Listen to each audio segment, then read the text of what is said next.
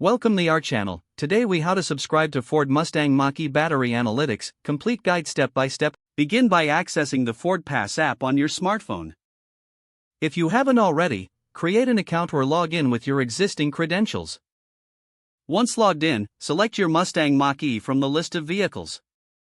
Navigate to the vehicle section of the app. Look for the battery analytics option within this menu. Tap on it to open the battery analytics settings.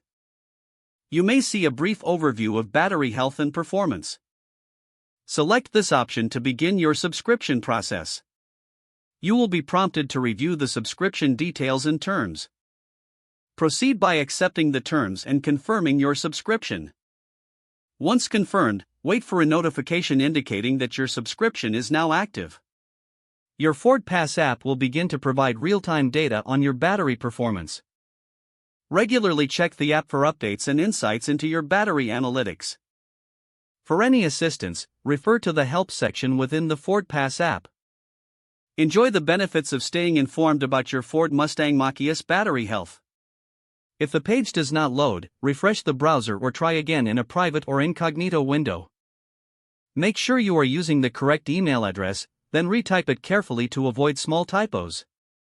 If your password is not accepted, use the reset option and create a new strong password you can remember.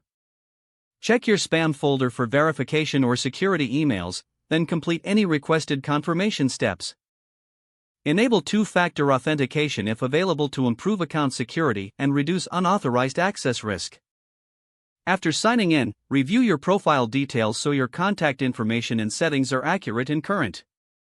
If you see an error message, note it down and try again after restarting your device and internet connection. Log out when you finish, especially on shared devices, to keep your account and payment information secure.